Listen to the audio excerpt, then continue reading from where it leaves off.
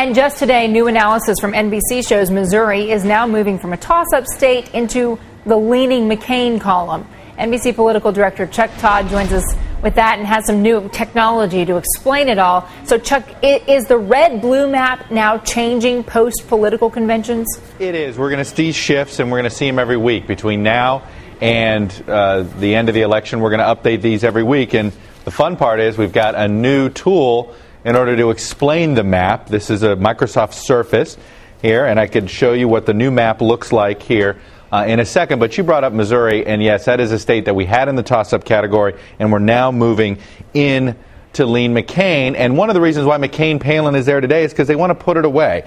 You know, they have been very concerned that Missouri has been sitting in toss-up. There was actually a poll a couple months ago that even had Obama ahead. He's been doing very well in this region around Illinois. Well, this is the new map now. This is what it looked like in August. Our new map changes, and we move Missouri into lean McCain. We also move Pennsylvania into lean Obama. This is a state that, frankly, McCain wants to target. He will still be traveling there. This doesn't mean they're writing it off or anything. It just means they're behind by more than 5 points. And then we move Wisconsin back into toss-up. Now, we haven't seen a poll in a long time that has had McCain ahead, but it is under 5 points, and anytime we're in that, we want to put it in the toss-up category. Another state that we almost moved into toss-up was North Carolina, but we held off just barely. But I want to go a little bit deeper into Missouri here and tell you where they are today. You had said they're around Kansas City.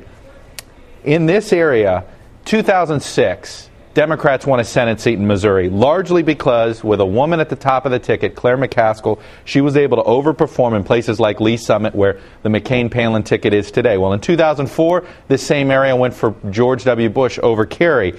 This is where Governor Palin helps. This is why she's not in Alaska today and instead stayed on the trail with McCain. They're getting their base fired up, and it's in places like this that they hope to do well. They also hope, obviously, to do well in the rural parts here of Missouri, where the Missouri part of Missouri, where Governor Palin can get evangelicals fired up. But it's a place like Missouri that would have been a toss-up had it been, say, McCain-Romney or McCain-Pawlenty, but with the addition of Governor Palin, probably now moves it into the McCain category ever so slightly. And I know that based on what's happening now, Chuck, it's hard to predict how things will shake down in November. You may have states going in and out of these certain columns several times before we get to Election Day. But that being said, I know that you have a look using this new tool with how the Electoral College numbers could actually play out on election night. I do. So here are our toss-ups. Here's another way we can look at everything. So we showed you our map, 228 states leaning or likely in Obama's category,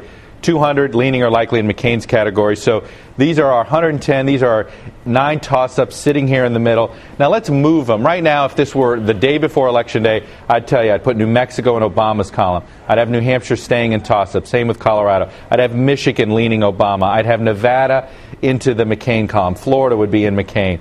Ohio and Virginia would both be sitting here in toss-up, and then Wisconsin we'd have here. So then you'd have Obama with 260, McCain with 232, with 4 states remaining.